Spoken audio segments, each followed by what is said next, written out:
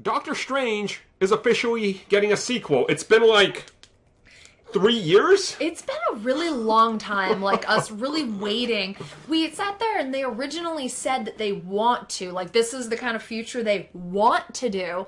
But with everything that's been going on with Avengers, like, everything else has to get sidelined. I don't think it's even just the Avengers, though, because they announced their plans. They're like, here's our franchise, right?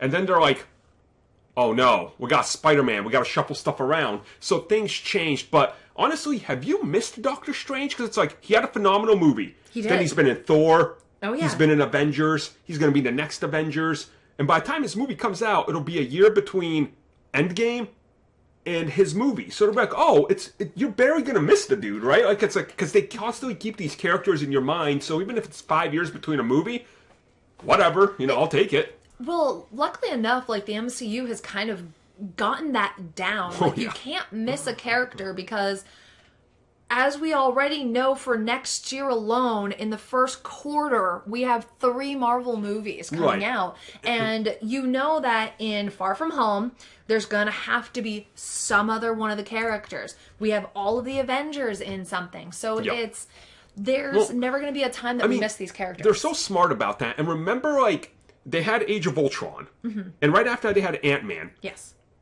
Falcon was in that because his next appearance was going to be all the way at the movie, like 2 years away. And they're like, why don't we just toss him in Ant-Man since he's not in Age of Ultron and we'll work this out. And it worked perfectly because they got this timing down. And of course, we now know that Scott Derrickson, the director of the first Doctor Strange, is back. I absolutely love Doctor Strange and I love how he directs them. The visuals alone in that. Like, that I feel like is what I'm most excited about, having a Doctor Strange too, because if we get it, like what you really want is the Nightmare Realm, and we gotta get that. The fact of how beautiful the different realms were in the first one, they always up the ante. Even if it's just like a small step, this movie is going to be that much more visually. Like, honestly, to me, the Nightmare Realm, because that's what Derrickson pitched Doctor Strange. They picked him to direct the first Doctor Strange because he made his own fan film and gave it to Marvel, being like, this is what I want to do. They're like, oh, you got some ideas, let's hire you. So, to me, as I've talked to you about this before, the Nightmare Realm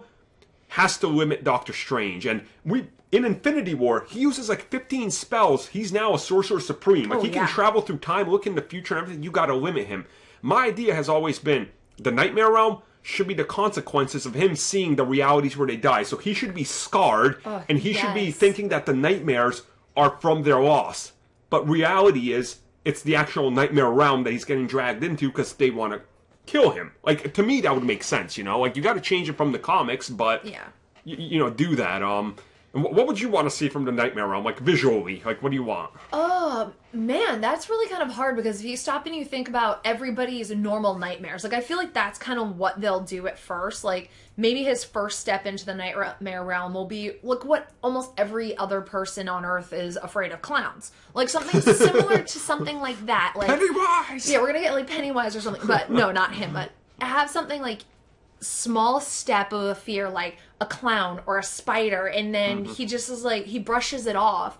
Then he starts seeing the things when he's awake, or he thinks he's awake. Or it starts leaking into his reality and he realizes he's been trapped or something. Like, it's got to be a more personal story, because I feel that the effects of these Avengers movies are going to take a toll on everybody. And I want to see that. I want to see them suffer and get broken as characters, And we saw it beautifully in Iron Man. Like, Iron Man 3, he was broken, and we've already had, like, kind of, they never stated that it actually was, but we have had the Nightmare Realm kind of in Agents of S.H.I.E.L.D., that they were like, something's happening, everybody's fears and nightmares are, like, coming true, and they're having to fight and overcome it. You remember those episodes? Oh yeah, oh my god. And so if that's how it is, then just what Agents of S.H.I.E.L.D. did, and you have to realize it's going to be combined with the power that Doctor Strange has, it's going to be insane. Like, I want a visual spectacle, and it's Doctor Strange, so I know I'm going to get it,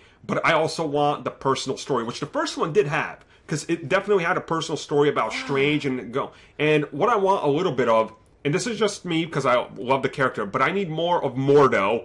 And maybe I want him to convince Nightmare to do this. Because I want Mordo to be the villain for the third movie. Because it feels like he's such a great character that he should carry, his story through. I feel like that is actually how they would do it, because of the fact that you had him, he's trying to remove the power away from everyone else, because he's like, no, nobody deserves the power anymore, because, hey, we just found out that our original Supreme was corrupt, so now they're going to have to sit there, and he's going to become corrupt, and because he knows he won't be strong enough to be able to actually defeat Strange, since he was so quickly able. Maybe he's trying to, like, get someone else to weaken him. And honestly, I wouldn't even mind it if Mordo at the end ends up to be a good guy. He's like, oh wow, I really messed up. Let me help you and bring back Dormammu, because I feel that Dormammu has to come back. Oh, there's too much wasted potential there. Maybe that's just me, but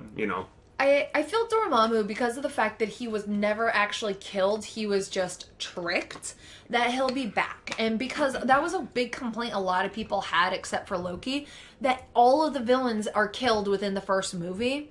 So now we have Thanos still alive. We also have all of Spider-Man's characters still alive. And then we also have Dormammu, who is the biggest, most powerful, honestly, I believe, more than Thanos. Thanos is powerful because of his rings, but... And we see what in his strength, but it's like Dormammu is like this transdimensional being who can, like... Yeah, so I think you could use them as a whole phase, but realistically, the way they're going with acquisitions and stuff, Dormammu's probably just going to end up being a villain for Doctor Strange, which I'm fine with. But yeah, so that's our Doctor Strange 2 talk. Yeah.